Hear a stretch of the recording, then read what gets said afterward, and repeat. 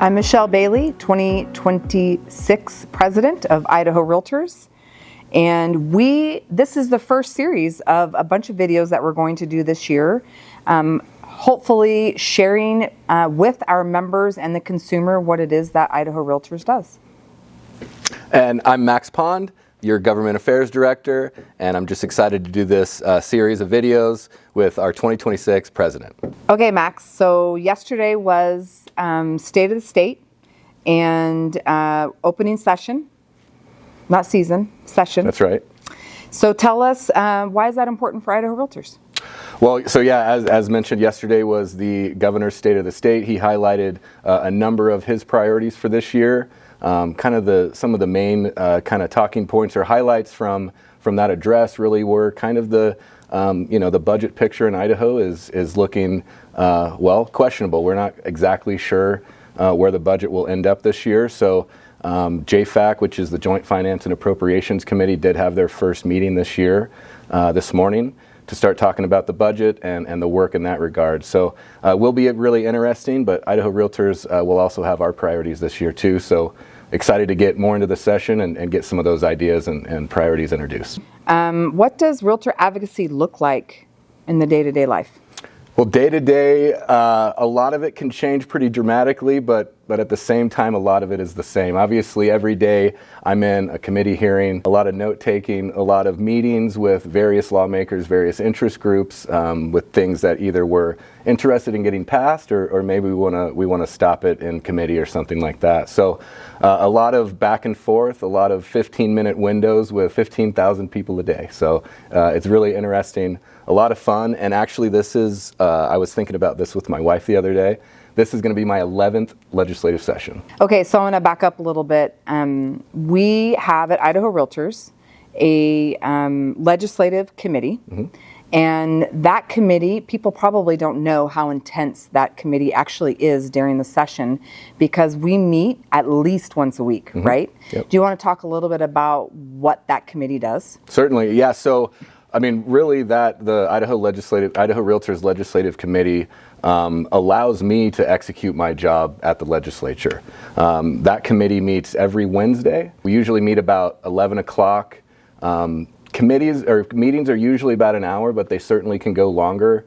And as you mentioned, sometimes we do have to meet multiple times a week because things start happening very quickly at the legislature, as you can imagine, and so, especially towards the end of the session, things are moving quickly, bills are changing, amendments are happening, and so, yeah, it's very intense, but it's really one of my favorite committees that I get to work with, Realtor members from all over the state, so it's a great mix of experiences and assets at the table. So it's a great committee, and we actually have a few new members on that committee this year that I'm excited to have them involved with. I have served on the legislative committee for a few years, and I'll be honest, like at first it's super overwhelming, and there's a lot of details involved and a lot of conversations that are high level that sometimes, I had to ask a lot of questions to even understand, to be honest. But this last year, what I really started to understand is how the members of the committee go in, some of them do, and kind of read through the bills that are introduced every single day and looking for things that actually affect not just realtors in their business, but private property rights and small business. Anything you would expand on that? So every year I'll put together, I've kind of coined it our legislative working agenda. Really it's kind of you think of it as like a legislative bill tracker. So yes, I build that out every year. Obviously it starts out a lot smaller than it is at the end of the legislative session. But yes, we're super blessed to have engaged members on that committee because I hate to admit it, but sometimes I'll miss a bill here or there that should be on that tracker, and we should be taking either a supportive stance or a stance to go maybe kill that bill. So, but yes, it's an intense time, and sometimes there's more bills each session than others. Last year was, I think, about 1,000 bills last year. So we'll see. I think they want to get out a little bit earlier this year because they have to do some campaigning. So let's talk a little bit about why realtors want to be engaged throughout the session and not just at day at the Capitol. Well, it's a great question. And, as I was thinking about this, kind of what comes to my mind is, Idaho Realtor Day at the Capitol is an awesome moment in time to take advantage of and to be present and ready to, engage with people and work. But the consistency throughout the session shows, I think, some gravitas and some seriousness with the lawmakers that they certainly notice and they respond well to. Okay, so what does it mean to be engaged from a realtor member? I don't have time. I'm running my business. I don't know what's happening. What does that mean? Well, first of all, we acknowledge that not everyone can engage at the same level as everyone else. That's why we have multiple avenues for engagement. You mentioned the legislative committee. We've got state political coordinators as well, and we also have our local government affairs committees as well. So there's certainly different layers that you can get engaged in, but I think the best way to stay engaged is to start. And a lot of people need to just start being engaged, whether that's emails, phone calls, or just showing up. Idaho Realtors started really collaborating more with local associations on creating a government affairs committee at the local level so that those local associations can get more involved in advocacy in their hometowns. Yeah. And that's really been growing, which is awesome. Now, part 2 of that is our SPC program, which is actually pretty stinking cool. Do you want to tell us more about that? Yeah, so and it keeps growing every year. I think we started initially, I think it was 2020 when we first kind of tried to launch the program. So since then, we've been trying to grow it as much as possible. I think we have a total of 34 SPCs on there right now. Some are in the same legislative district. So we could always grow that. Again, we have 35 legislative districts. That's 1 senator and 2 representatives for each district. So it's an ongoing situation to kind of grow that out to fully have all those seats filled. But it's a really fun program. Obviously our legislative committee does a lot of outreach as well, but the SPCs are really great because they're in the district, they know the issues, and they're a constituent of the lawmaker. So that's a really, really great way to have a cohesive message coming from me, from the legislative committee, and the SPCs. And just to clarify that person, that realtor, is assigned, so to speak, to that legislature. Based on where they live. Based on where they live. Yep. And they develop a relationship. 100%. And it's really modeled after, they build a relationship so that they're the person that can help educate what's going on with an issue that is realtor related. That's the biggest thing that Idaho Realtor members do, is that they can, in practical terms, tell lawmakers how whatever policy it might be will impact them, their clients, and their communities. So yeah, absolutely. Yeah, and that's pretty awesome, actually. Okay, so going back a little bit to the session, what should we be looking at for this year? Well, if you're looking at kind of in general, I kind of mentioned the budget picture kind of has a big question mark about it. How's the budget going to end up? I think that also, healthcare costs are growing. So there's going to be a lot of discussion about that and some education issues as well. I know that the speaker wants to do some sort of tax relief as well. I'm not sure if that's going to be in the form of either property tax relief or maybe income tax relief. I'm not quite sure what that looks like. But from our perspective, we're going to have several different ideas that we're going to be pursuing this year, including another short-term rental bill, a capital gains bill, a wholesaling disclosure bill, and during my time this summer, I was on an interim housing committee. There will be some proposals coming out of that, kind of updating the Land Use Planning Act. So it's going to be quite a busy session. Yeah, absolutely. And so let's turn a little bit and talk about RPAC, which is the Realtor Political Action Committee. And we won't get into the different investment levels necessarily, but tell me how RPAC supports advocacy that we are doing.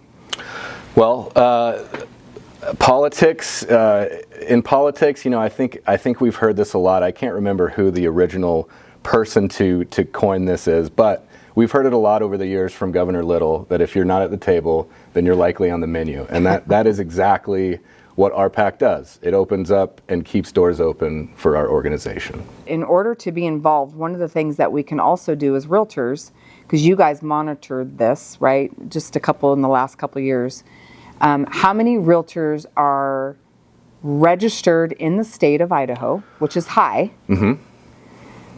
Could be higher. It could be higher. I think it was like 70%. I for some reason I was thinking low 80s, but yeah, Okay. it's somewhere around there. But again, I think it could always be better. We could be at 100%, obviously.